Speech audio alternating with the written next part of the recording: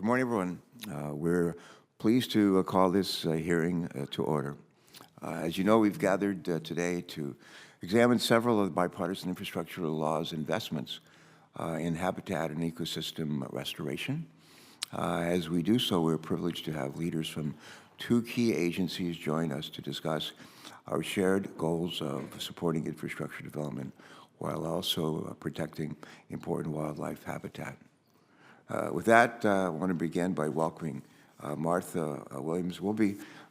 Usually we don't ask witnesses to testify under oath, but since it's your birthday today and we're interested in finding how old you are, we might, no, seriously, happy birthday. And thank you for spending your birthday with all of us. I understand your parents are still alive. Tell your mom and dad we said thanks for bringing you into the world and raising you and sharing you with all of our nation. But with that, I want to welcome Martha, Director of U.S. Fish and Wildlife Service, and Brian Fouch. It's Fouch, right? Rhymes with couch. There you go. Hi, Brian. Have people ever mispronounced your name, Brian? No? Okay, good. You're the Associate Administrator for Federal Lands at the Federal Highway Administration, if I'm not mistaken. Is that right? For how long have you held that post?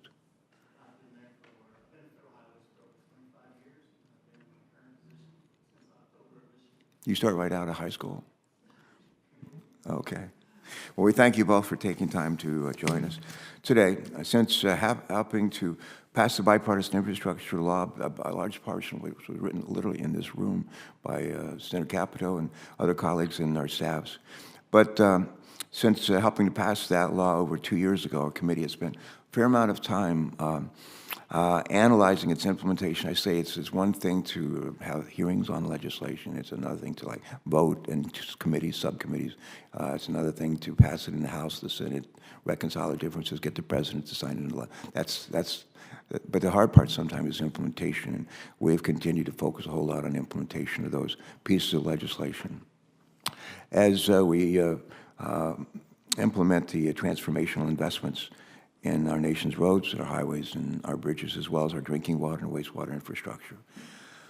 Today, we will build on that earlier work by discussing some of our law's lesser known but meaningful investments in ecosystem restoration, wildlife crossings, and pollinator habitat.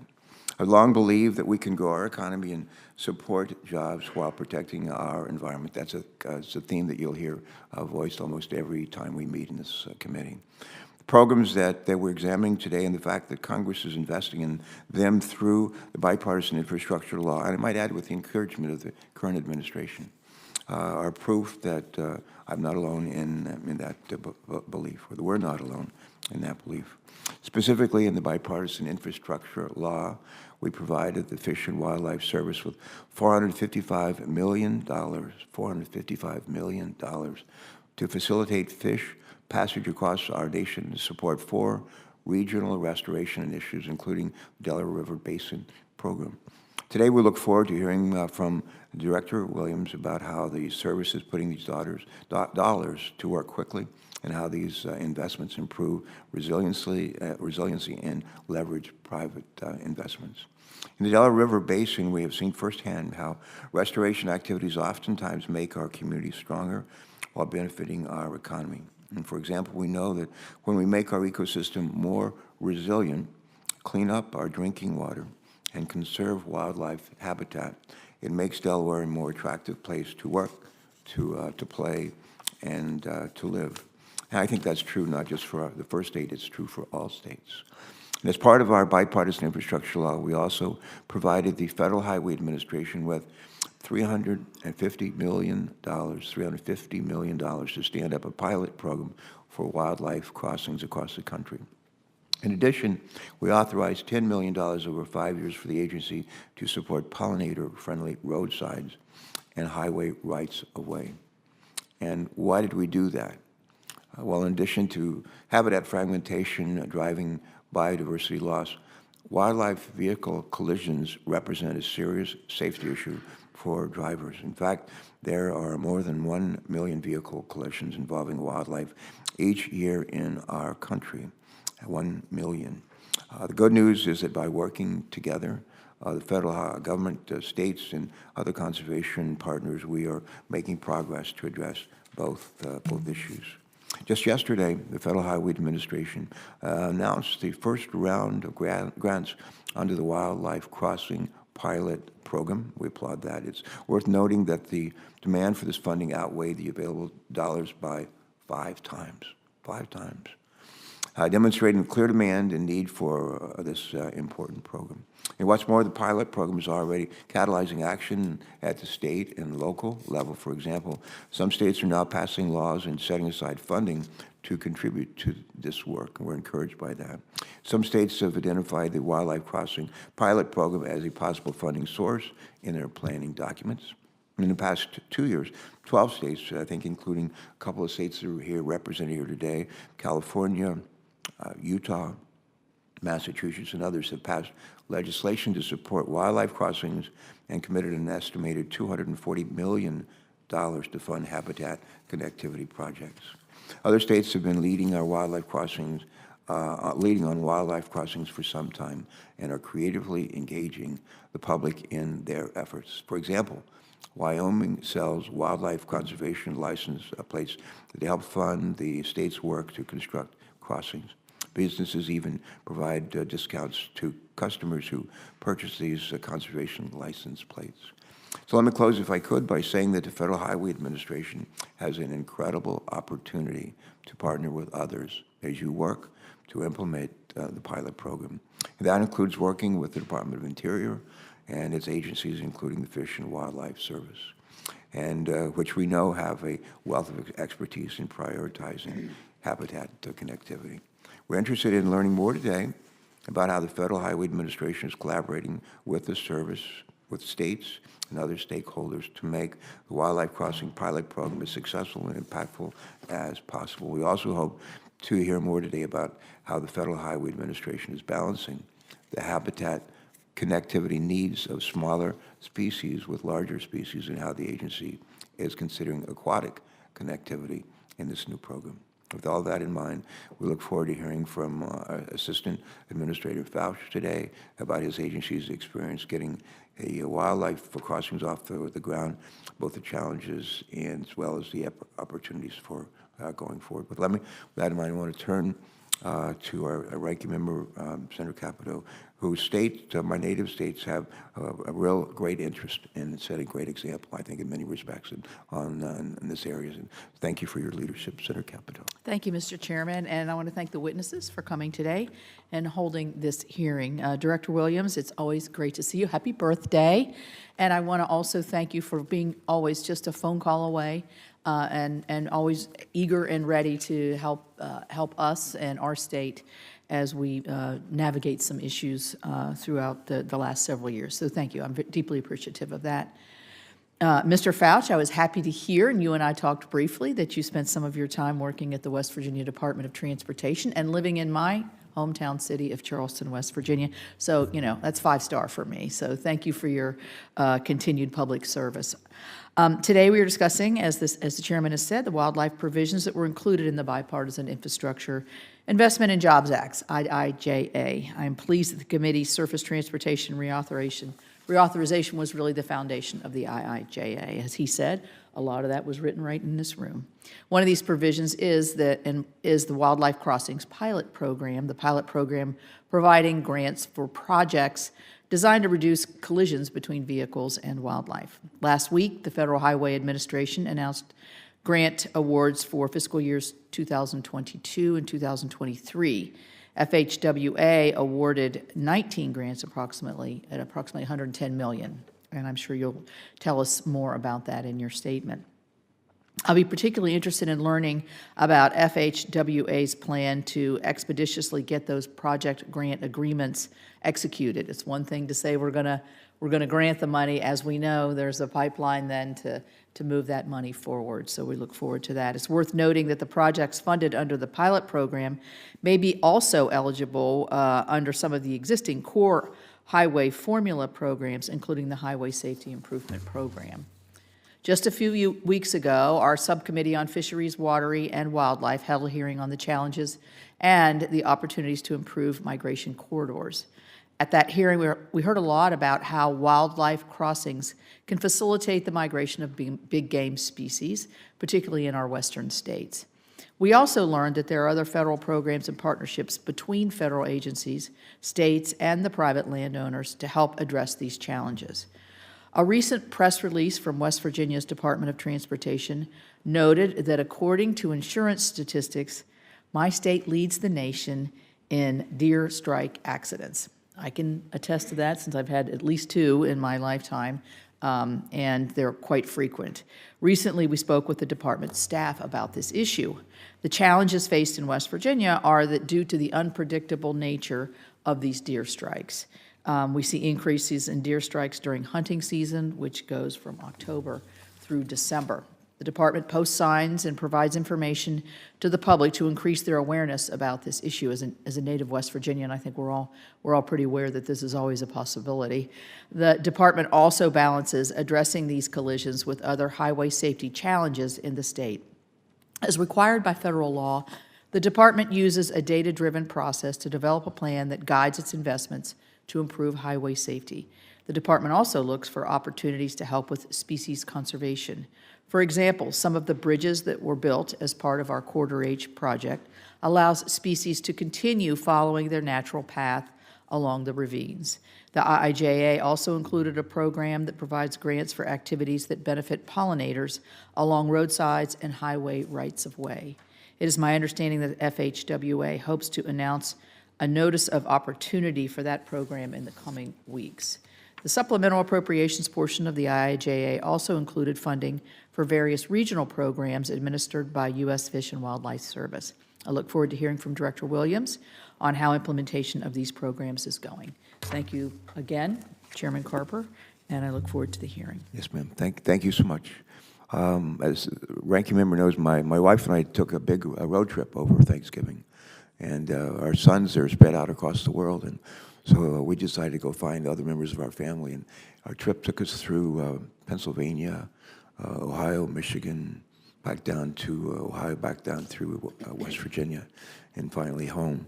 And we listened on, we had, my wife's not a big music person, but she somehow found this something on not, I guess, on Spotify, and it was a countdown of the top 100 Beatles songs of all time, as selected by listeners, and which was great fun to hear. And we also, she loves these books on tape, and so we had an opportunity to listen to a book on tape by Steve Jobs, who helped president of the creation of Apple, and served a couple of tours there. The other thing, those were highlights of the trip. One of the sad things on the trip is we saw a number of dead animals on the side of the road. One, a very large deer, I think a doe, a female deer, but that still happens too often, and was a bit of a reminder, if you will, that this work is important, and the real consequences to what we're doing here. And sometimes we focus just on the vehicular accidents that occur, and maybe the injuries to drivers and passengers and so forth.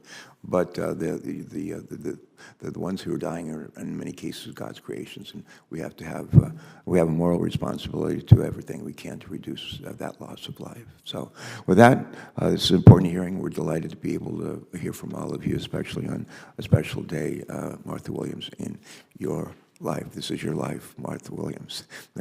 You're recognized. Go right ahead. Happy birthday. That's the last I'll mention your birthday, probably. Thank you, Chairman Carper, and in case... I just hope your mom's watching today. I think I forgot to let them know. But, we'll call her. But thank you, and I'd like to say that I'm celebrating my 50th, along with the Endangered Species Act, but that may have passed just a couple of years ago. Good morning, Chairman Carper, Ranking Member Capito, and members of the committee. Thank you for the opportunity to testify today on the Fish and Wildlife Service's implementation of the Bipartisan Infrastructure Law, or as we affectionately call it, BILL. Through BILL, Congress provided $455 million in direct funding to the service to support and implement conservation projects on landscapes across the country. This funding is helping us tackle some of the biggest and most complex challenges facing fish, wildlife, and their habitats. Not only are we making significant strides for conservation, but we're also making a real and positive impact for the people and the local communities that we serve. Through Bill, we are putting locally led collaborative conservation at the center of our work. By listening to communities, we are protecting people, infrastructure, and wildlife habitat. All of this work supports good-paying jobs today and makes investments that will pay out sustained economic and ecosystem dividends far down the road. An example is our National Fish Passage Program, which removes barriers for fish passage, including unused dams. Through this program, the service has worked to reopen over 64,000 miles of upstream habitat since its creation in 1999. As the senator knows, I traveled to West Virginia, where removal of a lowhead dam will help species return while keeping recreationists safe and benefiting the local community. The bill is helping transform and expand this important work. The service is now chairing an interagency fish passage task force that spans 13 agencies, helping to get $2 billion in combined funding, as well as technical expertise to projects on the ground. And I'm proud to share that the task force is hard at work coordinating these investments today in Charleston, South Carolina, as we meet. These resources allow us to support community-led fish passage projects and interagency coordination on a level we simply couldn't match before Bill. These transformational changes aren't limited to the National Fish Passage Program, though. In the Klamath Basin, we've been working for decades with farmers, estates, and tribes to address water availability and improve conditions for people and fish.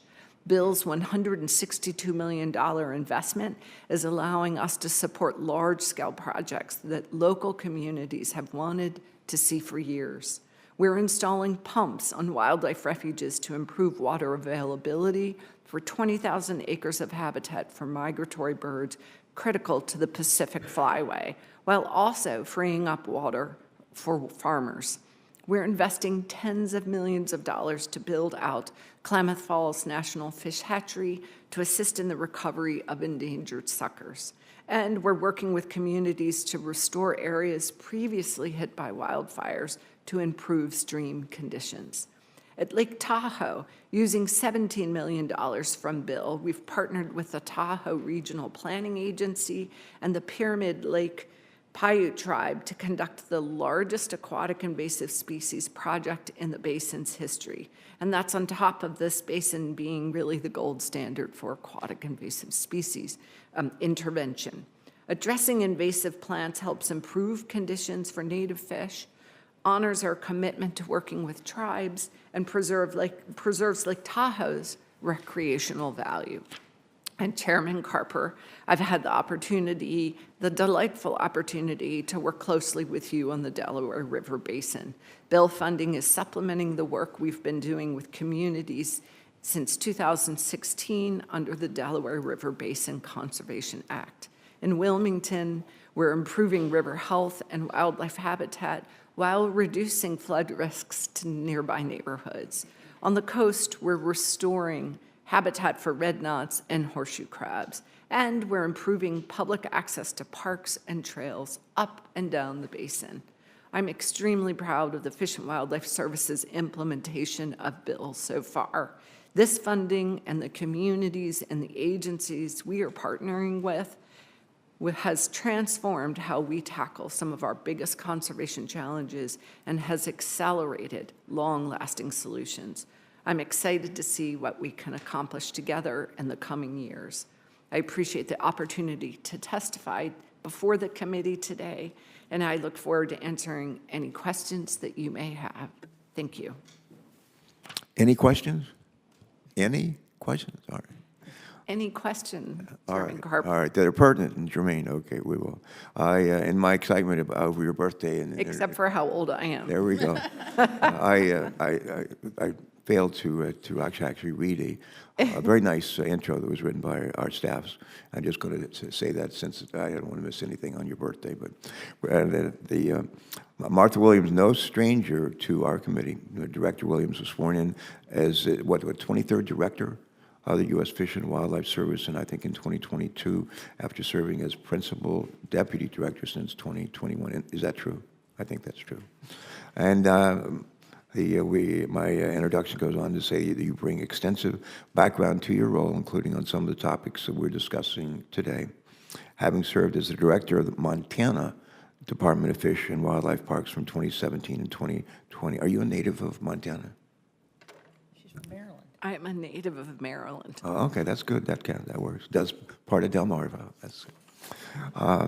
But you also served as the deputy solicitor for Parks and Wildlife at the Department of Interior. Lifelong outdoor enthusiast and an avid hunter and angler.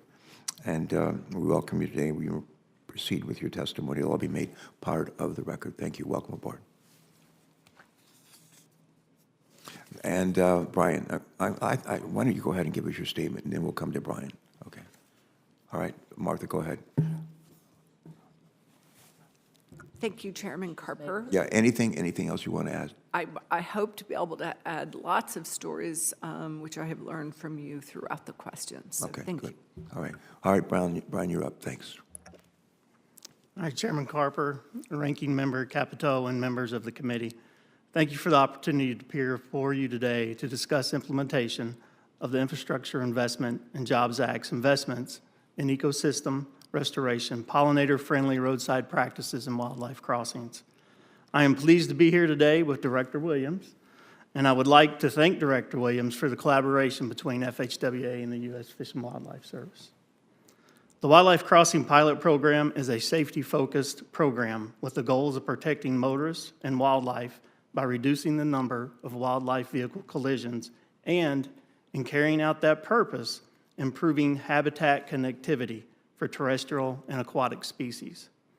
The program represents an unprecedented effort to make roads safer while protecting wildlife as it creates a dedicated source of funding for wildlife crossing projects. At DOT and FHWA, we recognize the importance of wildlife crossing projects. Earlier this year, Secretary Buttigieg visited a wildlife crossing in New Mexico, where they announced details for the new wildlife crossing pilot program. And earlier this week, FHWA was pleased to announce award selections for the first round of funding under this program, announcing $110 million in grants for 19 wildlife crossing projects in 17 states, including 4 Indian tribes. FHWA Administrator Shaylin Batt was in the Arizona Department of Transportation for the Interstate 17 Munns Park to Kelly Canyon Wildlife Overpass project.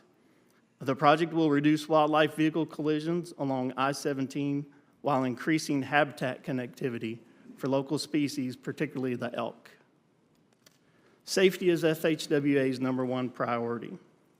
The Wildlife Crossings Pilot Program will improve the safety of our nation's roadways by preventing dangerous wildlife vehicle collisions, improving the overall safety of the traveling public, and reducing the economic drain caused by these collisions, while simultaneously supporting species survival and improving habitat connectivity.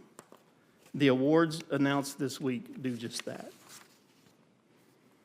Roadways that cross wildlife habitats create a barrier for animals, and if they try to cross the roadways, can result in wildlife vehicle collisions. The Wildlife Crossings Pilot Program will provide more options for animals to cross busy roads without coming into conflict with traffic, improving habitat connectivity. As required by statute, the Wildlife Crossings Pilot Program projects will be administered by the State Departments of Transportation and also by the FHWA's Office of Federal Lands Highway for tribes and federal land management agencies.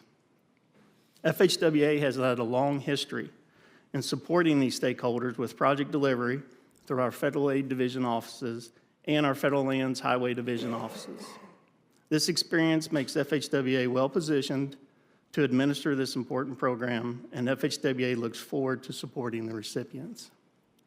In addition to the new Wildlife Crossings pilot program, wildlife crossings are eligible under several federal highway programs, and FHWA has looked for opportunities to highlight these eligibilities.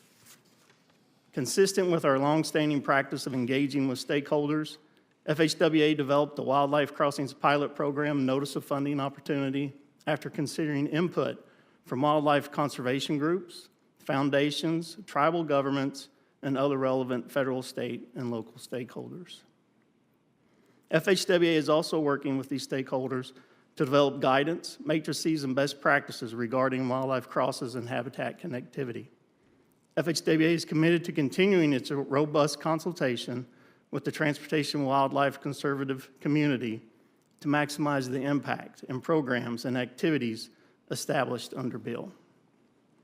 The numerous programs FHWA is implementing also include the pollinator-friendly practices on roadsides and highway rights-of-way program, a new program to provide grants to eligible entities for activities to benefit pollinators on roadsides and highways right-of-way, including the planting and seeding of native, locally appropriate grasses and wildflowers.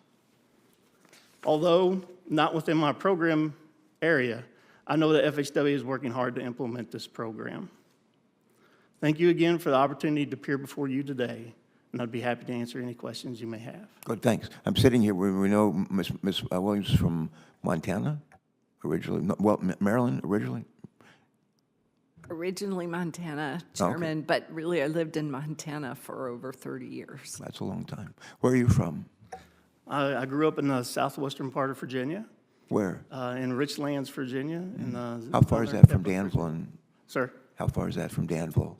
From Danville, that's probably a 2.5-hour trip from That's where we grew up. My sister and I grew up there. I'm listening to your accent. I think I've heard that one before. So, Yes. as a kid growing up. In any event, you've been in your current role for what, a couple of months?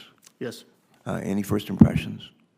It's a wonderful program at Federal Highways, and some of my first impressions is the great, I guess, stakeholder relationships we have with our federal land management agencies, like the U.S. Fish and Wildlife, National Park Service. Just our collaboration and how we work together has been really impressive. Yeah. And tell us a little bit about what you were doing at FHA for the last, 25 years? Yeah, for the last 25 years, I've been involved with many programs with Federal Highways. I started out, my very first assignment with Federal Highways was with Federal Lands, where I had a project that I helped manage in Yellowstone National Park. So you can imagine starting out in a program where your first assignment is to live in Yellowstone National Park for 6 Tough months. assignment. That was something, and so that was a great experience. Yeah, that's great. Let's see. Let me ask you a couple of other questions now. How has the Federal Highway Administration consulted with other agencies and state experts in standing up the Wildlife Crossing Pilot Program? And how does the Federal Highway Administration plan to continue leveraging this expertise going forward? Yeah, thank you, Senator, Sure. for that question. FHWA, we've hosted several webinars and listening sessions for the Wildlife Crossing Program with our stakeholders. We held 2 webinars. One was for the general public and one just for tribes to assist us in applications and the application process and answering questions that might be pertaining to the notice of funding opportunity. We also held 2 listening sessions, one for the general public and one specifically for tribes as well, to capture feedback on the application process so that we can approve it in the next round when we have that in fiscal year '24. As we have worked on these, we have collaborated with our stakeholders, including the U.S. Fish and Wildlife and conservation groups. We actually received several letters from non-government organizations, conservation groups, hunting and angling groups, as well as letters from the U.S. Fish and Wildlife on the ways we can implement this program and meeting with them to have those discussions about how the best way to implement these programs. We also have several other provisions in bill that we're going to be working on as well, including best practices and training and development for these programs, and we'll continue to collaborate with all these stakeholders as we move forward in working on these. Okay, good, thanks. Director Williams, would you take a couple of minutes, maybe share with us some details about the U.S. Fish and Wildlife Service's efforts to address habitat connectivity and any ideas that you might have for Federal Highway Administration as it continues to implement the pilot program? Thank you for that question, Chairman Carper. I think that connectivity, corridors, and these projects are all very important. So through the Bipartisan Infrastructure Law at the Fish and Wildlife Service, we've been very focused on ecosystem restoration and how that relates to connectivity. So an example of that would be the Fish Passage Program that's really focused on connecting that fish habitat, and by doing so is providing real impacts to communities, jobs, flood safety, water security, and recreational safety as well, including addressing fish. I bring the Fish Passage Program up as an example of connectivity because I believe that the work the Fish and Wildlife Service has done with the Fish Passage Program in coordinating with over 13 other agencies that are much larger than the Fish and Wildlife Service and have much larger budgets, we have found our superpower at the Fish and Wildlife Service of bringing together and coordinating with other agencies so that we all do better work on the ground and sequence that work. Translating then that to wildlife crossings, they are incredibly important, as you have learned through the hearing on corridors and migration. These crossings are critical to so many different species, and our work in coordination with my colleague and our colleagues at Federal Highways is also important, that we share our knowledge, our expertise, and we coordinate. In this instance, we did coordinate early on, but then also the Fish and Wildlife Service applied for one of these grants, and we're very pleased to receive one at Laguna Atascosa National Wildlife Refuge for ocelot crossing. So the crossings, migration corridors, and connectivity are all three very important to the work the Fish and Wildlife Service does. Good. Thank you. Senator Capito. Thank you. And Director Williams, I want to follow up from where that last question was. I guess my first question was going to be, are wildlife crossings eligible under existing interior programs? And I think you answered that, but if you would just kind of flesh that out. Thank you for asking that, Senator Capito, because wildlife crossings, this program through Bill is incredibly important to the Fish and Wildlife Service and Interior for wildlife crossings, because while we have other programs and can put money toward crossings, we use those programs for other services as well, and the funding available is very small compared to what's available through this grant program that's specific to wildlife crossings only. Okay, and when we talked earlier in the week, and I appreciate the phone call, and you mentioned it again, I expressed a lot of surprise that a federal agency was getting a grant from another federal agency. Sounds a little conflicted to me. How do you see that from your perspective?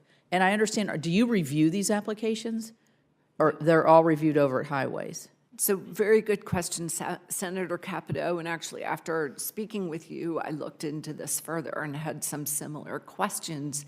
This is why we did not consult more with Federal Highways as you were putting the program together. We consulted some, but we do not sit on the grant review process because we would not want to review where we have applications for the grants themselves. So we helped coordinate early on, but after that have been very careful to leave space between that and not seem like we're looking at our own grant proposals. Right. So, Mr. Fauci, let's talk about that. Were there other agencies, federal agencies, that applied for these grants of the 19, or is that the only? Is that one of the 19 that you talked about? Yeah, these grants were available to all federal land management agencies, so it was available to other agencies. And Did like- anybody else apply? Any other federal agency that you can recall? Or were they granted? Maybe that's a fairer question since, The U.S. Fish and Wildlife was the grant, the only grant for them, for a federal agency. The National Park Service, I do recall there were some applications from National Park Service, but none of those were awarded. okay. That sounds strange to you? A federal agency giving grants to a federal agency? As an appropriator, that sounds strange to me because I'm like, well, why don't we just appropriate into the pocket that the director would use rather than have one federal agency apply to another federal agency? If I could just interrupt, I think well, I don't want to prolong this, but the idea, why does this make sense? You know, it was just common. My dad used to talk to me, my sister, all the time. Just use some common sense. Maybe this is a common sense situation, but I think the senator's raising a good point. Thank you. Yeah, okay, so we talked too about interagency coordination. So, Mr. Fauch, what other, you mentioned a couple, Park Service, is Forest Service somebody else that you coordinate with? What other agencies are you in a coordinating capacity as you're moving through these programs? So that we're not duplicating here, yeah. Yes, of course, and thank you, Senator, for that question.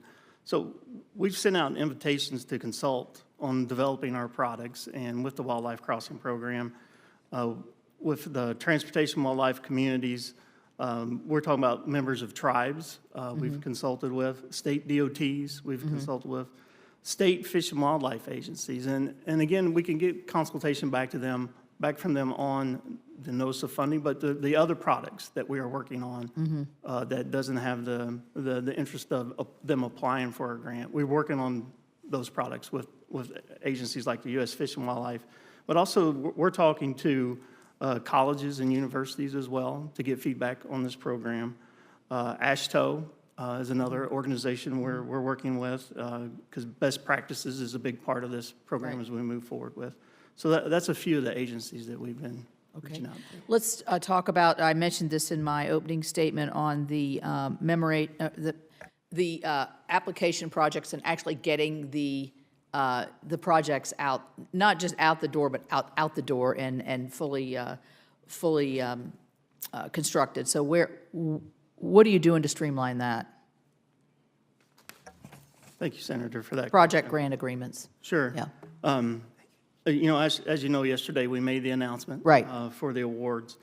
And some of the things that we're doing there is that a lot of these projects are going to be administered by the state DOTs and so forth. So a lot of the award agreement templates that we put together with these groups, we are streamlining those efforts to help us get those awards out the door quicker. We have also established some programs within our agency. We've established a discretionary grant program team just to help us in administering these grants quicker as well. So those are just a few of the things that we've been doing to help streamline the process. And then is the accountability on the back end in terms of how long it's taken? Were you able to do the project that you said you were going to do? All of that, I'm sure you do that sort of accountability as the projects are finishing. Yes, Senator, that's correct. Well, I have a deer that comes in my yard all the time and eats my hosta. So, you know, anything I can tell that deer to get out of my yard and cross back into the neighbor's yard, I really need that. Thank you. Elizabeth Grace Mabry is sitting over my left shoulder. She's a senior member of our staff on the majority side.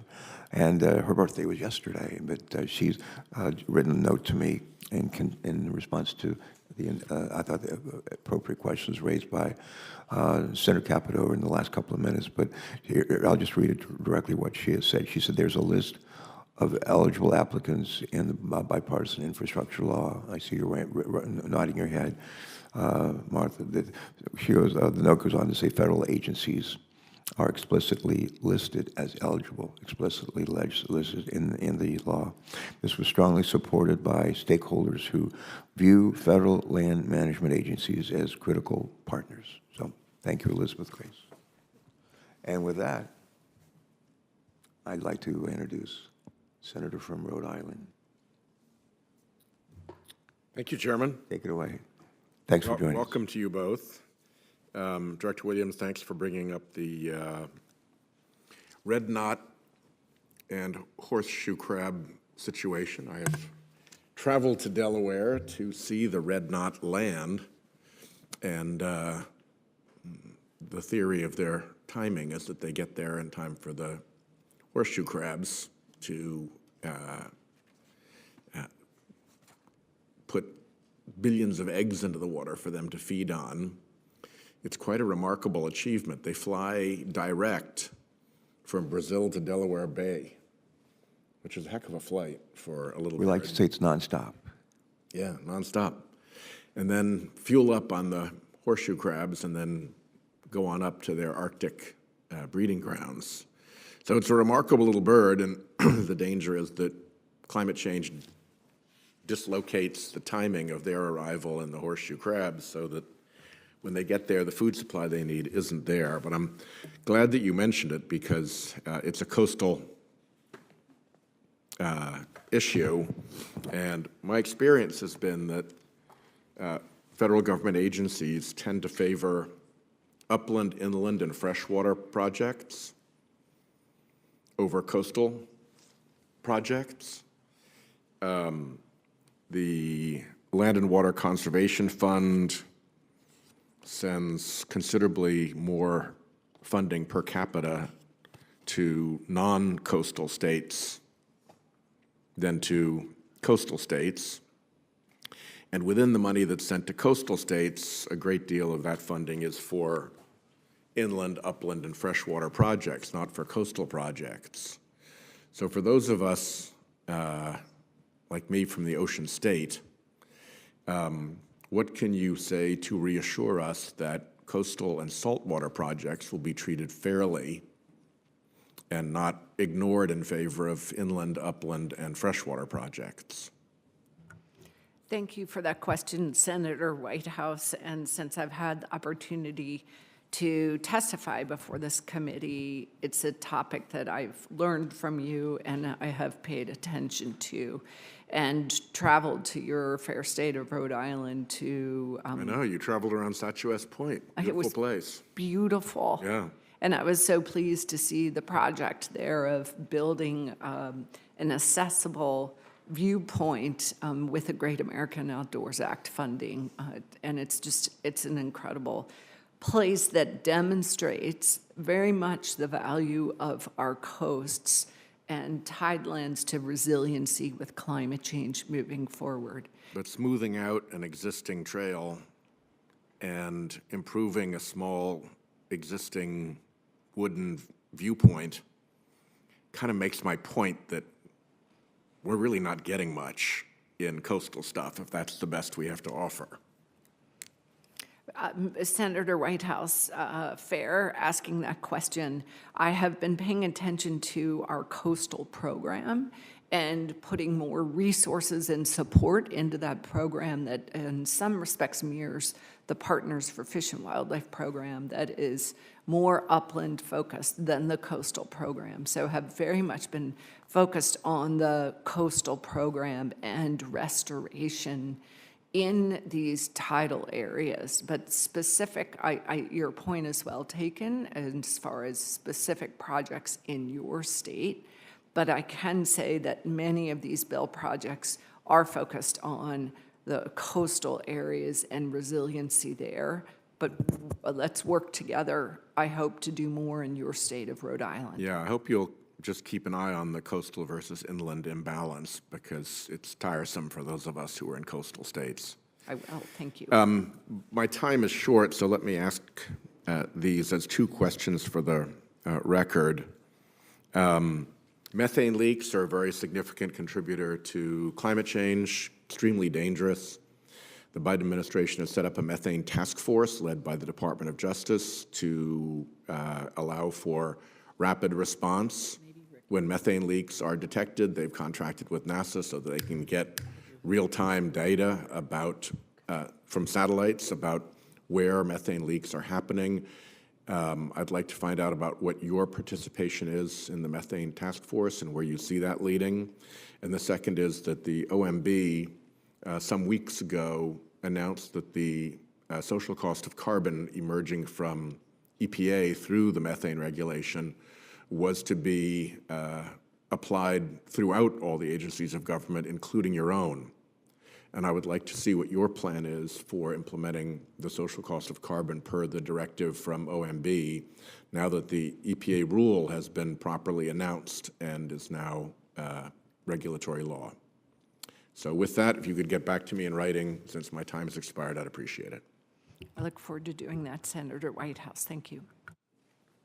Senator Whitehouse, thanks for keeping those red knots in mind.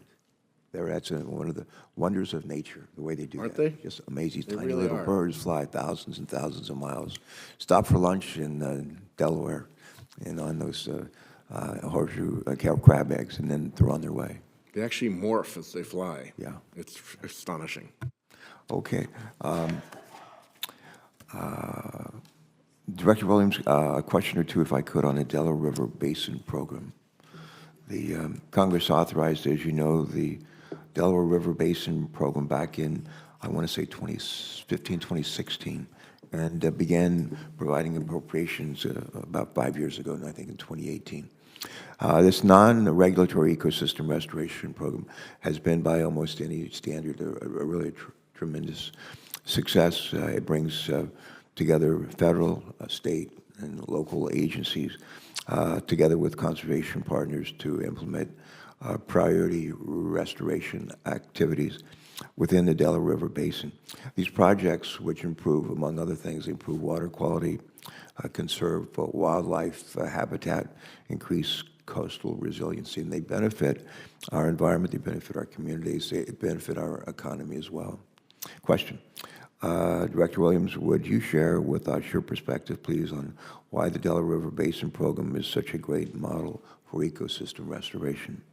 How has the additional funding Congress provided through the Bipartisan Infrastructure Law enhanced the program's success? Thank you, Senator Carper, for that question, and I hope that I learned from you in my time. And so think about this, try to weave stories into my responses more than I may be used to. And so I think of a day. I think I told you once, I asked Bill Clinton why he was such an effective communicator. And he said to me, I'd heard him speak when I was governor 100 times. And he said to me, 5, 6, 7 years ago when he spoke, and I said, why are you such an effective communicator? He says, I tell stories. Yeah. And he said, I weave them together, and then I use self-deprecating humor. And so I try to do that from time to time. Maybe too much. Go ahead. Well, thank you, Senator Carper. So I think when I think about the Delaware River Basin and the Delaware River Basin Conservation Act, I think about a day when I visited Wilmington this past August. Wilmington, Delaware, not North Carolina. Wilmington, Delaware, yes, in this instance. And when I arrived off the train, I took the train up, and when I arrived, I walked along the Wilmington waterfront with a member of my staff who I had not met before. And that member One of the proudest things we did when I was governor, we transformed an industrial wasteland into the beautiful waterfront that it is today. So proud. And well, so I couldn't agree more. She commented about having grown up there and how much that revitalization has benefited that community and how much that meant to her.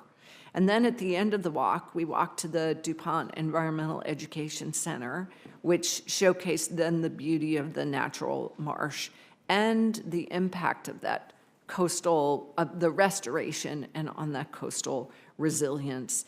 And then we were there for a grant announcement, and I saw firsthand how representatives from local government, a teacher, a number of teachers, an environmental group, and the neighborhoods, how engaged they were in the process in the grant making and the celebration of those grants. And they themselves held up this program as an example of what the federal government can do when we strive for our mission of working in a collaborative way and having these real investments. And then the impact of the day didn't end there. We had the chance to go to take a boat ride on the Christina River and see the grant projects from the water, and to see how the Riverfront Development Corporation had used the program to incorporate ecological benefits into their economic development planning. And then to see that mix, but then also we saw pollinator gardens that were being installed by more than 20 interfaith congregations to increase wildlife habitat and pollinators and access for recreation for their communities. So what I saw, Chairman Carper, was the benefit of this program, but also the benefit of the investment of Bill in working to restore ecosystems that then also had real and tangible impacts to the health and safety of the local communities. So what I learned in Wilmington that day and in this area also gives me hope for these bipartisan infrastructure law investments elsewhere in the country. Thank you. Thank you for sharing that memory with us. I'd been governor, Senator Capito, for about a month or two, and former governors showed up on my schedule and to come and visit me in our Wilmington office. Brought with them the former president of the University of Delaware, and they said they brought with them a bunch of architect renderings of what an industrial wasteland could look like along the Christina River, where the train station is, and they said it could really be a marvelous place. And they showed me all these architect renderings, and I was just blown away. Riverfront, it's beautiful. We used to have bodies. We find cover bodies in the river and the other things, but it was just badly polluted. During World War II, 10,000 people worked along the riverfront there, not far from Biden Station, and mostly women building ships to help win the war. But when the war was over, place went to sea, and it was just, people never even went down there, didn't even know there was a river there. And the former Governor Russ Peterson, great environmentalist. He later ended up heading up CEQ under, I think, President Nixon and President Ford. But anyway, they presented this incredible transformation in these architect renderings, and I was blown away, and I said to him, Governor Peterson, I said, who's going to do this? Who's going to make this happen? And they said, you are. And I said, why me? And he said, because you're the governor, and this is what governors do. And I said, well, you're going to help me. And they did. It's been just a great source of joy from all. Senator Capito, you want to jump in here? Yes, thank you. I have one final question for Director Williams, and we've talked a lot about the Elkins Field office in West Virginia, but it's my understanding that they have a detailee from the U.S. Forest Service. Your staff has indicated that this has been very helpful in managing the backlog of Section 7 consultations, but that the process to execute the memorandum of understanding to secure a detailee can be very lengthy and complex. And I was wondering if you had any recommendations as how those processes could be expedited. Thank you, Senator Capito, and I also want to just recognize my appreciation in working with you on these issues and your leadership. It's been very helpful in highlighting and bringing forth the challenges at the Fish and Wildlife Service, where we have had declining capacity in staff and yet ever increasing numbers of consultations coming in. And we've tried to streamline through the IPAC system, which really has made an enormous difference. In some instances, it's been 98% of the consultations can go through IPAC, and they can do it on the computer and move on. For the remaining consultations, which is your question, how do we streamline having the staff there? And as you know, we've done that through a combination of ways. We would like transfer authority because that helps us with federal agencies, and that it may have taken a little bit to get in place, but they can last longer. And it also helps to have those, have people from the agencies we're working with then know the process. So one way is through the transfer authority, which we are seeking, and then the other is through these reciprocal agreements, which we have used often with external parties. So those are two tools that we use, but I would say if we had better capacity within the Fish and Wildlife Service to have adequate staff for consultations, we could do more as well. So let's talk about the transfer authority issue. Is that transfer, tell me how that works, the transfer authority issue within your Fish and Wildlife. Well, Senator, Well, it's not working, I know, because you don't have the transfer authority now, but how would that work? yes, thank you, Senator Capito. And I was smiling because I realize the challenge, of moving money from one federal agency to another. Right. This would set up an agreement with another federal agency where we have the agreement ahead of time to have staff working on consultations for that agency. Okay, okay. All right, thank you, Chair. I'm being summoned to come to another, where we have, other committees meeting at the same time. We all serve on a bunch of different committees. The Committee on Homeland Security and Governmental Affairs is meeting right now. They're voting, and they need me to come and vote. I'll be back very shortly. Thank you, Senator Capito. So Senator Padilla, you're up next. Thank you. Glad to see this committee continue important conversations for the benefit of our nation's wildlife. As Ranking Member Senator Capito mentioned earlier, Senator Lummis and I held a hearing in our subcommittee on fisheries, water, and wildlife last month, I should say.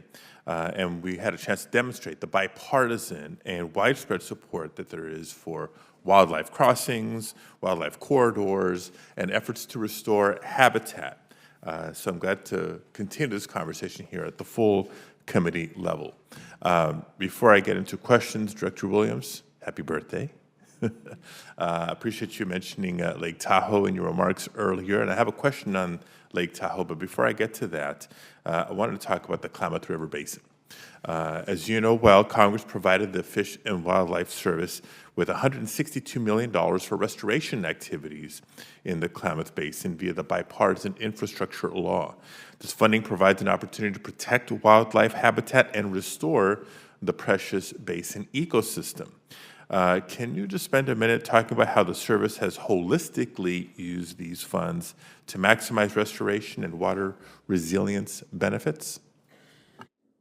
Thank you for that question, Senator Padilla, because I do believe the investment through the Bipartisan Infrastructure Law in the Klamath Basin, it's a perfect example of how it has allowed us to look at the more holistic challenges that occur in the basin. So rather than it being piecemeal in the past, we're now able to look at the ecosystem restoration of the Klamath Basin as a whole, so that we can develop ecosystem restoration that supports salmon, suckers, agriculture in the basin, and then also our refuges. And can you describe a little bit more about how it working with fellow federal agencies as well as state agencies, tribal leaders, and other stakeholders has ensured that our efforts are not piecemeal but part of a bigger vision? Indeed, Senator Padilla, one of the benefits of having this investment is we've used it to pull together, absolutely working with the tribes in the Klamath Basin, often with, very different interests. They are not a monolith. They each have their own concerns and have been engaged in the Klamath have lived there for time immemorial. So it's allowed us to pull together the tribes. We've worked very closely with the state. We work very closely with irrigation districts. We work very closely with local governments, et cetera. So we have used this investment to convene partners to recognize what's before us. I think before now, we have had to work on a year-by-year basis and plan out for that year. Now we're able to think longer term and to really address the water scarcity in the basin. Wonderful. Also grateful to the service for your commitment to restoring our beloved Lake Tahoe. In addition to protecting Lake Tahoe from the threat of wildfires, it's been a big focus and emphasis in recent years, but for many years, removing and preventing aquatic invasive species in the lake has been one of the highest ecological priorities for the region. Now, the Lake Tahoe Aquatic Invasive Species Program, which received $3 million in the infrastructure law, is a collaborative effort between the service, the Washoe Tribe of California and Nevada, and the Tahoe Regional Planning Agency. So similar to our conversation with the Klamath, Can you speak to the benefits of meaningful collaboration among stakeholders, state and tribal leaders on this particular program? Yes, thank you for that question again. And as I mentioned earlier in my opening statement, Lake Tahoe has often been held up as the gold standard in aquatic invasive species, but this investment from the Bipartisan Infrastructure Law in Lake Tahoe has allowed us to really focus on aquatic invasive species prevention, and we've done it. And as is consistent with all of this bill funding, we've used our role as support. We're not pushing a certain agenda other than ecosystem restoration. Instead, we've pulled the community together, including the tribes here and the Tahoe Regional Authority and other partners, to hear what they feel their immediate needs are, and then support that going forward. So in this instance, there are examples of permanent aquatic invasive species checkpoint stations, which is so helpful to know that they are there permanently and that the tribes are partnered in that. And then this is really important not only for Lahontan cutthroat lake trout, but it's also important, obviously, for the economy of Lake Tahoe to keep these invasive species out, or at least have early detection. Great. Thank you so much. Look forward to our continuing work. Thank you, Madam Chair. Thank you. Certainly. Senator Merkley. Thank you very much, Madam Chairman, and welcome. And to my colleague for California, thank you for sending me the article about it being peak time for counting the monarchs on the Santa Cruz area of the California coast. I had a chance to go down to Pismo Beach, another location for when monarchs gather. And the western monarch had declined to less than 1% of its traditional numbers some 20, 30 years ago. In fact, we were down to just a couple thousand several years ago. And it's really at verge of extinction. Now, we're now back up to a couple 100,000, but still a tiny fraction of the traditional monarchs. And it's certainly a reflection of, well, in part, climate change, in part, the much increased use of pesticides affecting the monarchs, and their long journey with multiple generations going north and a single generation going south. Back in December of, well, let's see, it wasn't December 22, it was June 2022, I partnered with the Fish and Wildlife Service to sponsor a monarch summit for us to become aware of these different factors, bring all the experts together. And one of the things that came up at that point was Fish and Wildlife Service announcing the creation of the Center for Pollinator Conservation, which I strongly applaud. It now has a director, Nicole Alt. It has been hosting a series of workshops, very much appreciated. I think there's one more next week. And so I wanted to express appreciation that this is underway, and ask if there are some early successes that you'd like to highlight related to the Center for Pollinator Conservation. Thank you, Senator Merkley, for your leadership on pollinators and helping us really put together these summits, but also the ensuing Center for Pollinator Conservation. And as you mentioned, the leader, Nicole Ott, has been terrific, and we are using the center more and more. We're really learning how to build it out and build out how we use them, and we need the center. So as you mentioned, well, the Pollinator Conservation Center is focused on 3 areas: applied science, and I say that very purposely because it's applied science, not science for science sake, but learning how to apply it for pollinator conservation, collaboration, and engagement. So as you mentioned, we've been working with the Monarch Joint Venture and many others, but the next and last workshop, I believe, will be next week. And from that, I am looking forward to what they're calling an action plan that will really finalize what steps will next and who will do them. But in addition to that, I just convened a leadership summit for monarchs in Minneapolis using the Center for Pollinator Conservation to pull it together and to recognize in concert with the other federal agencies, how do we really make a difference for pollinator conservation well beyond what the Fish and Wildlife Service can do alone. And that center is very helpful in pulling those efforts together. Well, thank you, and I'll look forward to seeing what that action plan looks like. We're understanding better some of the challenges and some of the opportunities. And one of the opportunities is to do a lot more planting of pollinator-friendly plants, both for nectar and in the case of monarchs, milkweed for the caterpillars. And I wanted to turn to you, Administrator Fauch. In your testimony, you state that FHWA is working to implement a program as expeditiously as possible. The program you're referring to is the pollinator-friendly practices on roadsides and highway right-of-way. This began with a conversation I had with Lamar Alexander, former senator, whose state had developed a pollinator plot program along its state highways. And it seemed like, well, what we've done, what he did in his home state or what his state did, seems like we could replicate. I first asked Administrator Bott about the status of this program in June in this very room, and I was told it would be expeditiously stood up, and yet still no sign of progress. This isn't that complicated. $3 million was allocated. I think under even a continuing resolution, we'd have another $3 million.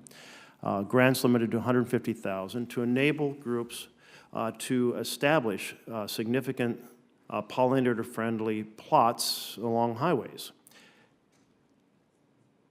Sometimes it's just unacceptably slow in terms of how quickly the gears of government turn. And we are really facing a pollinator Armageddon. I mean, we have lost such a huge volume of insects over my lifetime. Many people will refer to it in different ways, but I know a number of folks have told me they can identify with the experience I had of when I drove with my family when I was a little kid. Every single stop, we had to clean off massive amounts of insects off the windshield. Now, if there's one insect on the windshield, it's a surprise. I mean, we've lost a massive amount. Why can't we speed up this strategy of establishing pollinator plots along the highways? Or tell me that you're now happy to inform me that it's all in gear, it's all designed, it's going to be rolled out, you're taking action, and we'll see results. Thank you for that question, Senator. And yes, this is a very important program. And FHWA has been working expeditiously to implement this program. We do expect to get the notice of funding out soon. That program is handled in our Environment and Planning office, and that's outside of my office. But as far as the status and progressing forward, we can continue to provide you updates for that. It's a totally unacceptable answer. Now, it's outside your jurisdiction, so in that sense, it's an acceptable answer. But you're evaluating what the other unit is doing, saying it's expeditious. It's not expeditious.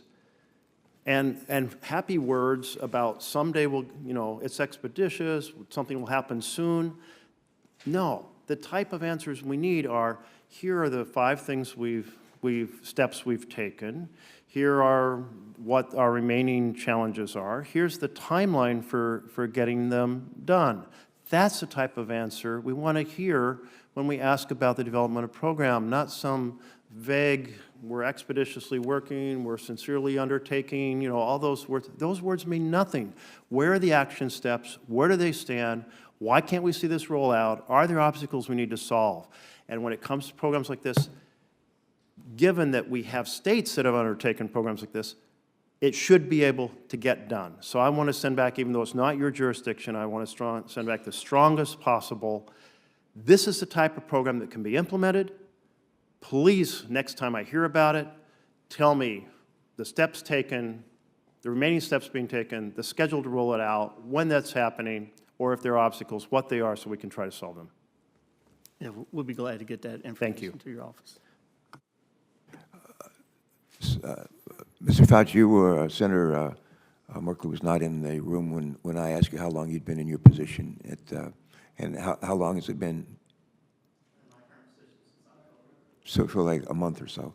So next time, we'll expect more. Mr. Chairman, point taken that this was outside your jurisdiction, but I'm really just sending a message back of general frustration. I can do that, sir. Thank you. All right, good. Message sent. All right, Senator Ricketts, good morning, how are you? Good morning. Do well. Thank you, Mr. Great Chairman. to see you. You're recognized.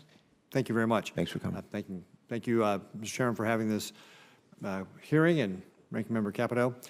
The 30 by 30 initiative by the Biden administration aims to preserve 30% of the land and waters in the United States by the year 2030. This is far from a new or novel overreach. Since the Wilderness Act of 1968, Congress has passed 120 new laws, resulting in the creation of 803 wilderness areas totaling approximately 117 million acres. During the Obama-Biden administration, a precedent was set for the misuse of the national monument designations. The Antiquities Act was employed to unilaterally designate or expand 34 national monuments covering an extensive 553,550,000 acres of land and water. Building on this legacy, the Biden administration has continued this effort. They've issued 5 new monument designations, and they've effectively locked up nearly 2 million acres of land. Ms. Williams, the last time you were in front of this committee, you were unable to specify the congressional act that authorizes the 30 by 30's egregious land grab. And that's because there is no congressional authority. There is still no clear definition of conservation. It's led to uncertainty and instability for private landowners. The administration has consistently neglected to specify whether working lands, conservation, multiple use, and active management will be considered as part of the conservation criteria for 30 by 30. Numerous congressional oversight inquiries have gone unanswered. It's contributed to a state of confusion and uncertainty regarding the 30 by 30 initiative. True conservation is sustaining land for working land purposes. It is my belief that private landowners are the best stewards of our lands. Nebraskans are a prime example of this. Nebraskans have demonstrated that landowners can effectively balance the productive use of their land with conservation efforts. Nebraska is a national leader for acres utilizing no-till practices on farms. Our agricultural producers are voluntarily making decisions. They don't need the federal government coming in and telling them how to do their business. These stakeholders and communities should instead be utilized for their knowledge. Studies have shown that critical habitat designations can reduce land values by up to 30%. Landowners are then left with no compensation. Rural communities that rely on land values for property taxes, and these funds then support education, infrastructure, and other essential services. But when you reduce that, obviously that reduces the local community's ability to be able to provide those services. A prime example of this is what's happened to communities following the listing of the northern spotted owl as an endangered species by Fish and Wildlife Service. The critical habitat designation was followed by declining timber sales. Because of federal bureaucrats' unilateral action, rural counties saw their tax base was limited by the growing amount of federal land. As a result, Congress had to pass the Secure Rural Schools program. A portion of the Forest Service funds generated through grazing, timber production, and other special use permits are distributed to eligible counties. These communities now rely on these funds to maintain local roads and schools, all because federal bureaucrats actioned to cut their tax base. While programs like Secure Rural Schools provide important support for rural communities, the fact remains that this was a solution that had to be created because of a government-fabricated problem. Inflation has hit rural communities harder than others. The federal government butting out and allowing them to responsibly manage their land and natural resources will allow communities to be more resilient in depressed economic times. These stakeholders and communities should be utilized for their knowledge and passion for the land, not held to the fire by federal oversight. So, Ms. Williams, how does the service collaborate with private landowners to incorporate their perspectives and local knowledge into conservation strategies rather than imposing top-down measures?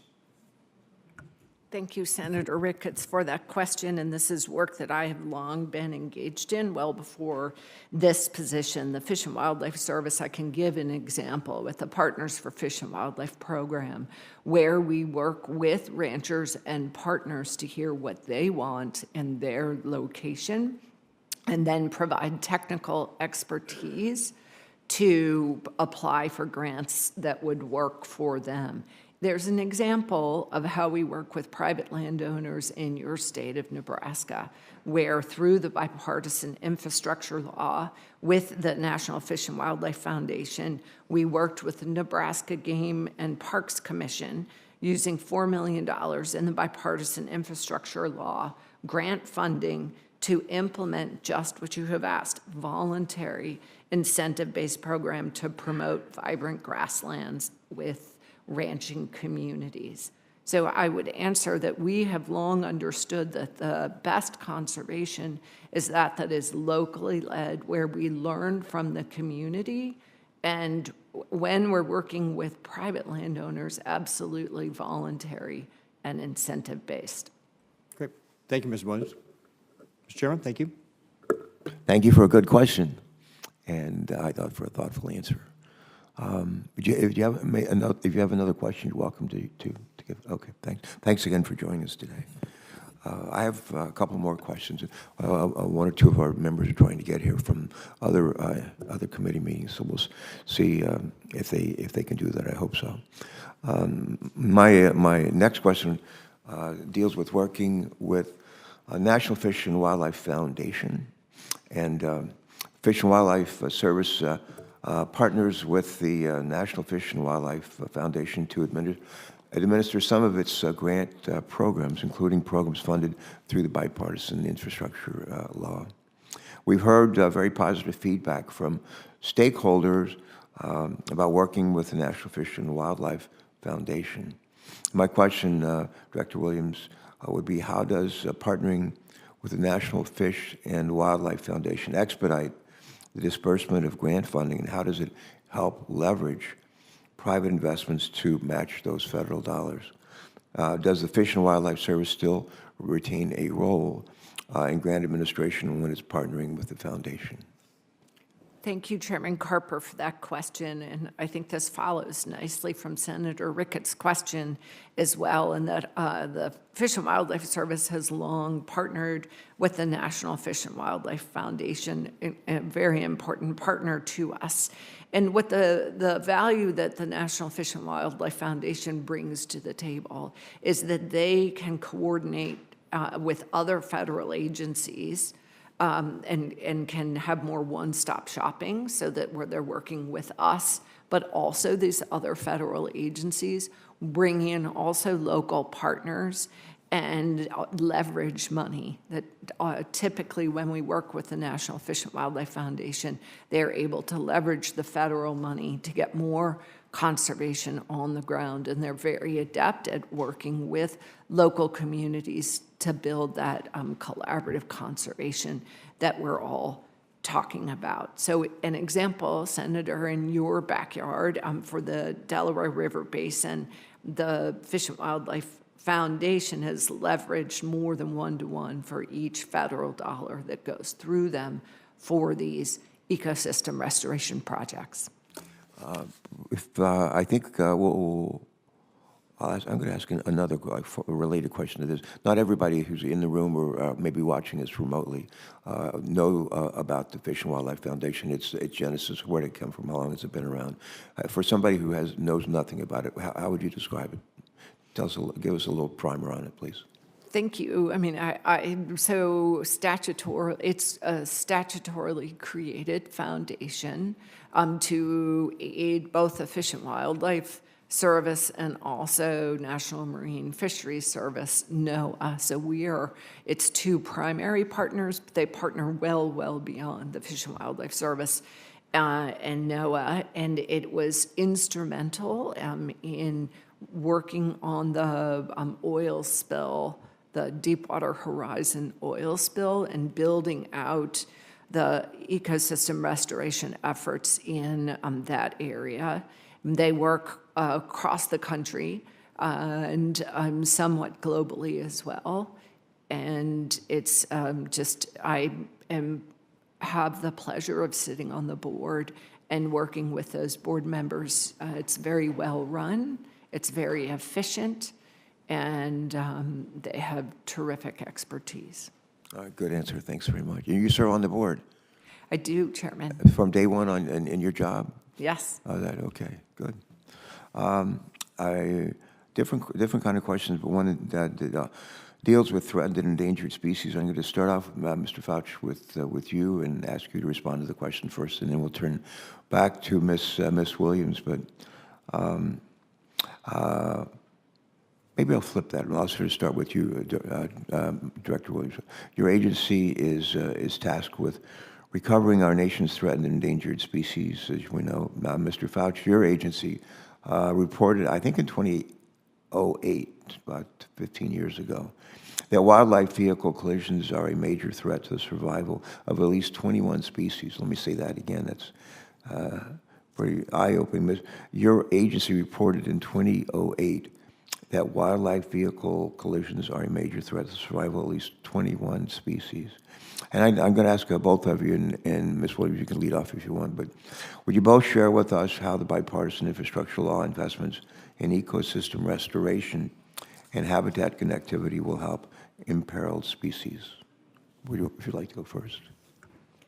Thank you, Chairman Carper, for that question, in part because it's very nice to have an opportunity to highlight the real impact that the Bipartisan Infrastructure Law investments have made, not only in habitat connectivity for wildlife crossings, but also and recovering species, but also for people in their communities. What the bill investment has done, it's allowed us to switch our approach to take more of a whole ecosystem approach to conservation rather than just individual projects. We're able to really address these long-standing issues.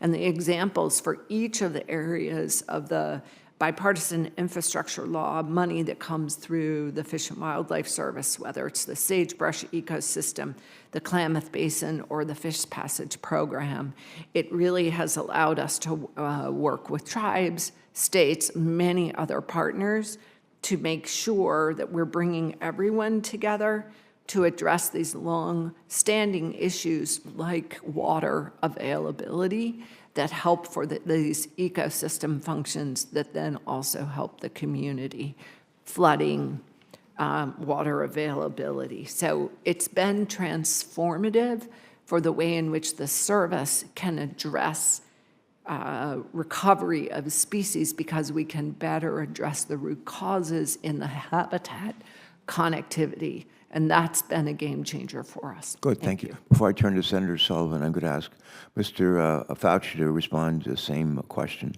If you would, how does the Bipartisan Infrastructure Law investment in ecosystem restoration and habitat connectivity help with imperiled species? Thank you, Senator, for that question. The report that you discussed is as part of the bill and our requirements under bill. We'll be expanding upon that report, taking a look at best practices and things that we can expand upon. Also, too, in expanding that report, Bill is asking us to take a look at design and implementation guidelines and also to provide guidelines on wildlife fencing, underpasses, overpasses, and so forth that help that. And in doing that, we'll be collaborating with our stakeholders and talking about that as we complete that. All right, good, thanks. I may come back to this after Senator Sullivan's asked this question. I may come back and follow up on this a little bit more before we adjourn. Senator Sullivan, welcome. Thank you, Mr. Chairman. Thanks for... I held people here as long as I could. Thanks for tapping. A couple people tried to get out of the room. I wouldn't let them.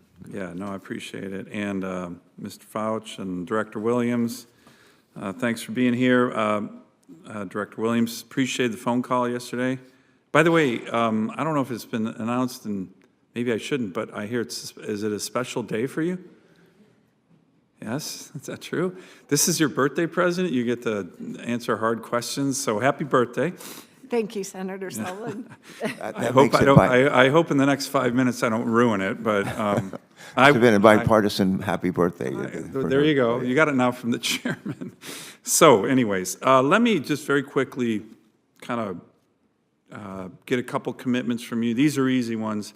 From our conversation yesterday, first, can you just commit yes or no? And I think these are all easy yeses. We'll start this questioning easy. To get together with the key stakeholders, Tlingit Haida, other Native groups, Southeast fishermen, to find consensus on this very longstanding, challenging issue on co-management standards for sea otters. Can we get your commitment to work with me on that in all of them collectively? Senator Sullivan, I was a bit worried of what your easy yes would be, but indeed, yes. Yeah, okay. And then on the Migratory Bird Co-Management Council, you know, the issue I raised with Alaska Native handicraft Yes. issues, can I get your commitment to work with me on that one too? Yes. And then the wood bison recovery plan and coordinating efforts more deeply with my office and more importantly, my office, the Alaska Department of Fish and Game. Yes. Okay, great. So I have these charts. I think I've mentioned to you. Now, Jake here on my team, this is going to be a little tough, but this is a chart I gave to the President of the United States in a meeting I had with him a number of months ago, but what's referred to as the last frontier lockup, 56 executive orders and executive actions from the Biden administration singularly focused on Alaska. 56. Mr. Chairman, you know, I've raised this a lot. The executive orders and actions keep growing, and I just think it's completely unfair. I respectfully said it to the President. I was in the Oval Office. I'm going to be respectful, but I said, Mr. President, you know, if a Republican administration came in and issued 56 executive orders and executive actions singularly focused on shutting down Delaware's economy and access to lands, none of these we want, right? Very few we were consulted on. I said, with all due respect, sir, you'd be on the Senate floor raising hell every damn day. So I'm not going to raise hell here, but this is an outrage. It needs to stop. Mr. Chairman, maybe someday we can have a hearing on this. But Director Williams, I did compliment you on your use of indigenous knowledge on the Southeast Alaska Wolf Endangered Species Act decision, and I want to thank you on that. You can put those down, Jake. But what I'm concerned about is the lack of consultation with Alaska Natives, particularly Alaska Natives who live in the area. Now I'm talking North Slope Borough, National Petroleum Reserve Alaska, ANWR. As you and I talked about, there's been no consultation with these great Americans on huge issues. And, you know, they've tried to meet with Secretary Holland 7 times. She doesn't meet with them. This is the borough elected representatives, the tribal representatives, and the Alaska Native Corp representatives. Look, it's an insult, it's an outrage. You and I had a long discussion about this. They were in town 2 weeks ago, held a big press conference. You know, their voices are being canceled. They listened to lower 48 environmental groups, what our Alaska Native people call the eco-colonialists. Eco-colonialists, meaning these lower 48 groups come up, condescendingly pat the Alaska Native people who've been living in Alaska for thousands of years on the head, tell them what's good for them. It's an outrage. So those people get listened to, but the people who live there don't. Can you commit to me to doing a much better job on consultation before decisions are made? It's your job. It's in the law, and it is unequivocally not happening, as you and I discussed. Senator Sullivan, I can commit to consultations before decisions are made. And where we don't agree, I believe that we have changed in the state of Alaska in my choosing Sarah Borio as our regional director, as I have traveled to the village of Kaktovik, also met with the North Slope Borough, have been to King Cove, spent the night at a fish camp on the Yukon River this summer. I could do more, and we will always strive to it, but indeed we really trying to pay attention to the voices of Let me- Native Alaskans. Okay, let me just, Mr. Chairman, sorry, I'm going to go over my time a little bit, but this is really important to me and more importantly to my constituents. I think you need to give special consideration to the people who live in the region in which you are taking these dramatic actions. Would you agree with that? Senator, I think That's a pretty easy question. The people who live in the region who are going to be impacted the most deserve special consideration. Wouldn't you agree with that? Senator, I would say they absolutely deserve consideration, and their considerations are different, but we do, I get asked this all the time. I cannot just say one voice matters more than another. I need to listen to all voices. well, I think But they they have matter. a special perspective, absolutely. I think they matter more, and, remarkably, you guys aren't listening to them at all. You listen to, New York City Environmental Group, but not the people who live there. Let me just ask two final questions. We talked about the Vietnam veterans, Alaska Native Vietnam veterans legislation, the career staff at Fish and Wildlife Service codified available refuge lands to extend this ability for these great Vietnam vets, heroic, who weren't treated well. You and I talked about this when they came home from Vietnam.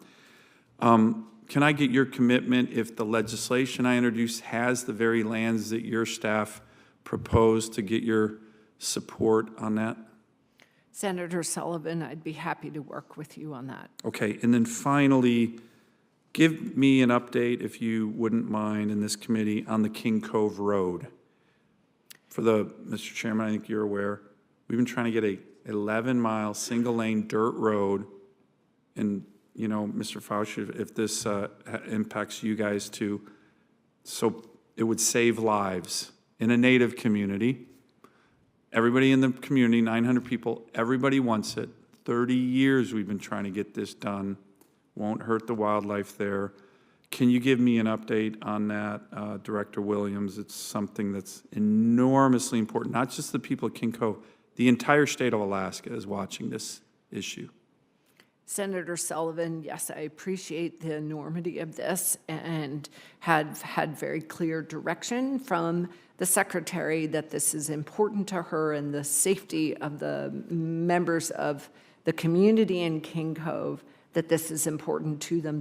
The comment period closed for the notice of intent closed this summer.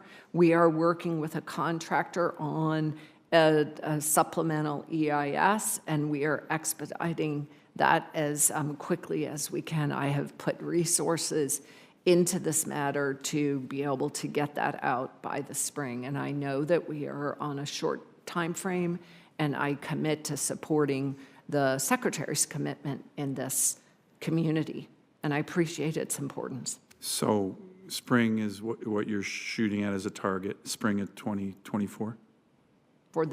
To get the supplemental EIS out.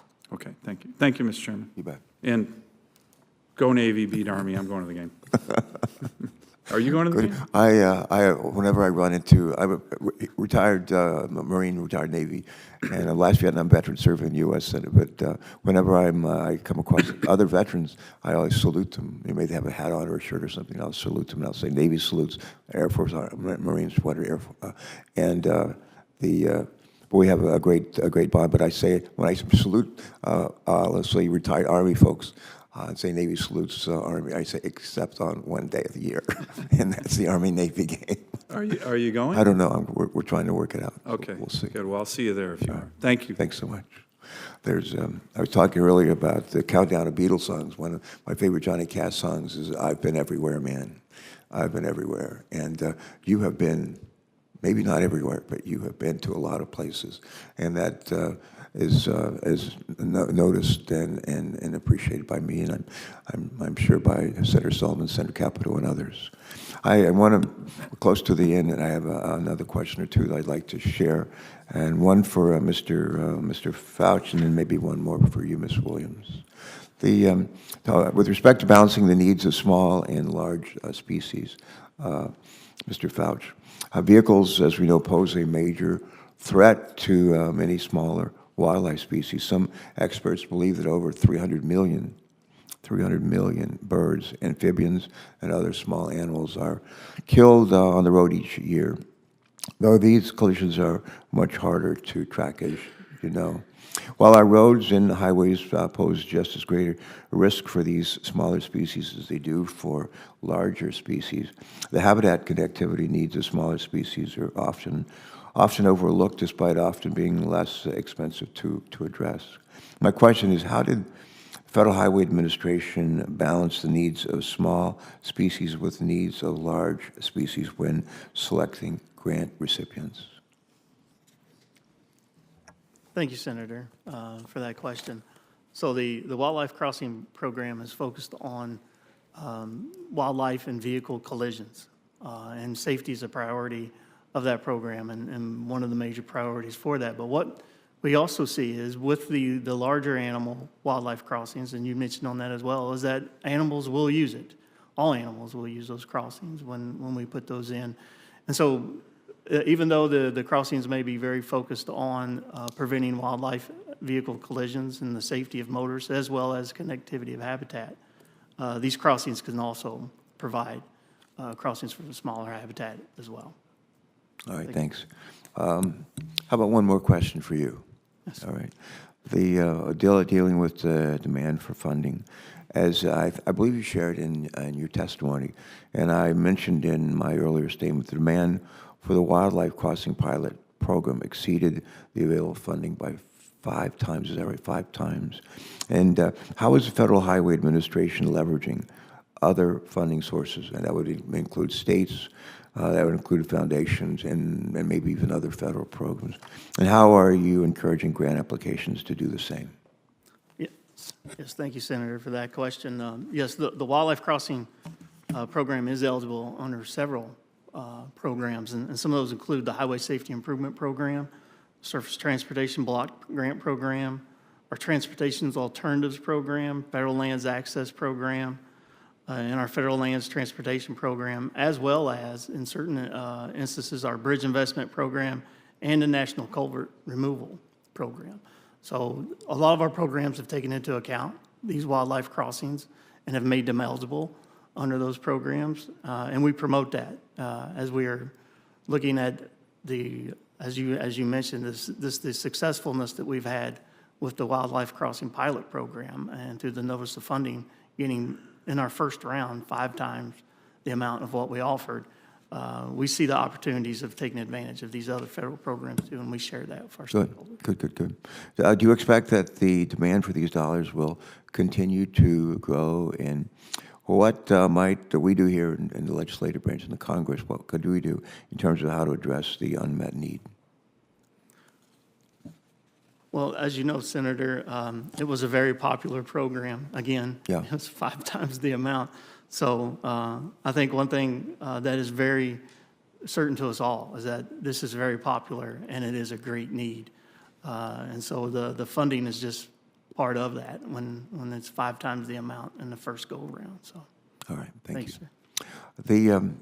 I have exhausted my list of questions that I had for you. I'm going to give each of you a couple of minutes, if you'd like to take advantage of it, to share with us any other thoughts that you have that may have come to mind as you sat there and listened to questions, answered questions. But Ms. Williams, why don't you share with us anything you want? Maybe you could tell us what you wish you had been asked, but were not asked. You could maybe do that. And any closing thoughts you have, we'd welcome those. Go right ahead. Thank you, Chairman Carper. And I can't think of a question I wish I had been asked other than appreciating the opportunity to highlight the value of the Bipartisan Infrastructure Law investment and my hope that it can continue into the future. It has been absolutely changed the game for the Fish and Wildlife Service because it has allowed us to leverage our partnerships and bring really larger entities to the table to coordinate and solve the complex conservation challenges before us. It has allowed us to really get to the fundamental issues, whether in the Klamath Basin, improving water availability for fish, people, and migratory birds in Lake Tahoe, working with partners and tribes to combat aquatic invasive species in the largest functioning wetland in the basin, and that it also protects fish populations and the thriving outdoor recreation economy in Lake Tahoe. Whether it's, I didn't talk enough about the sagebrush ecosystem and our investments there, working with states, tribes, and private landowners to manage invasive grasses, keeping water on the landscape for longer, that helps keep people on the landscape and then helps the communities and reduce flood risks as well and revitalize burgeoning communities and economies. And then it's tying all of these landscapes together through the Fish Passage program. And really, I would love to be able to amplify their work and how they've pulled people together for all these really valuable resources, I think even in Appalachia going forward in these biodiversity hotspots. So I guess it's the opportunity to say that we really are impacting people in their everyday lives, and it's that resilience for the future that we've not had this type of investment in before, and we take it very seriously to get the money out the door, to be efficient and demonstrate why this investment was worth it and that we hope to have it going forward. I would end by saying it has demonstrated in spades that when you give nature a chance, it has a remarkable ability to heal, but we have to give it a chance, and the Bipartisan Infrastructure Law has allowed us to do that. Thank you. Thank you. One of the other songs on the top 100 Beatle list was Give Peace a Chance. So there you go. All right, Mr. Fauci, you get the last word. Maybe I get the last word, but you get the next last word. But anything you wish you might have been asked weren't, but any closing thoughts you have, we'd welcome those. Go ahead. Thank you, Senator. No questions that I wish that had been asked, but I do. Any questions you wish you hadn't been asked? No question I wish I hadn't been. But I do want to say that I do appreciate the collaboration we've had with U.S. Fish and Wildlife, particularly on the wildlife crossing programs and the things we are learning there. And we look forward for implementing that project and to continue to implement that project. And so we understand the importance of the wildlife crossing program and also the importance to local, state, and communities out there on providing these projects. And we'll continue to support this program and work collaboratively with our federal and state partners. Good.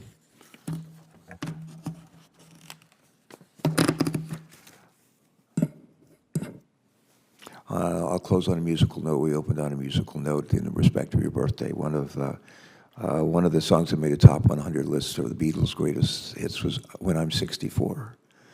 And you're not there yet, but someday you will be. And when I turned 64, that was like last year. No, not really. It was sooner than a little further back. But we've got some great music venues in Wilmington. One's the Grand Opera House. The other's the Queen Theater. We had 1,000 more people who gathered at the Queen Theater. And the last thing that we did, we had like three best rock and roll bands in Delaware. And we closed out the evening, and folks that were kind enough to sing to me "When I'm 64," and which was just a real treat. Someday you'll be 64, but we're just glad that you're here. We're glad that you're both alive and you're doing the work that you're doing. And Mr. Fauci, I know you've not been in this post for very long, but it's a hugely important post. The other songs that I jotted down some notes here that could be the theme songs for this committee. One is the "We Can Work It Out," and the song you may have heard a time or two. This committee we work it out. We can't always work everything out, but we work really hard for the money, and we try to find common ground. And we believe that bipartisan solutions are lasting solutions, and we appreciate the chance to work with one another, especially with Senator Capito and her team. Another thought has come together, and another blackbird singing in the middle of the night is another song. All those I mention them because they are part of our DNA, part of our culture in this country, and I think on the planet is to say that we care. We want to work together. We want to work to make sure that this planet will be around for not just for us or for our children or grandchildren, but for another million years.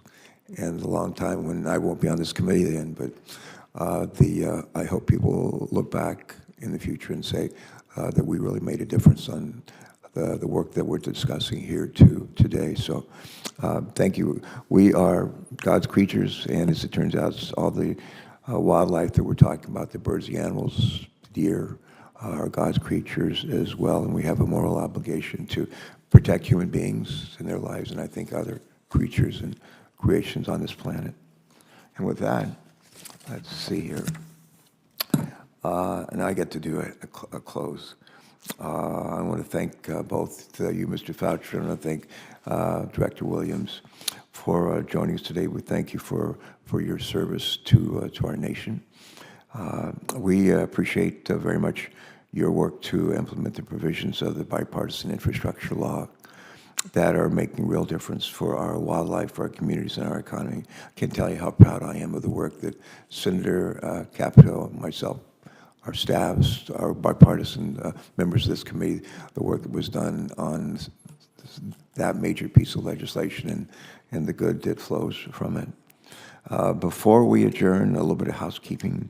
Senators are going to be allowed to submit written questions for the record through the close of business on Wednesday, December 20th, which is, I think, 2 weeks from your birthday today. And we will compile those questions. We'll send them to our witnesses, and we're going to ask you to reply by Wednesday, January the 10th. Anything else? Anything else? All right. I want to say we wouldn't have these hearings, and they would not be nearly as valuable without the great work of our staffs. And I'd like to think that the members work well together. Frankly, so do our staffs. And if they didn't, we wouldn't get much done. So a big thanks to them. And to everyone, to all of you, and to your families, best wishes for a happy holiday season and a great new year. Thank you so much. And with that, this hearing is adjourned.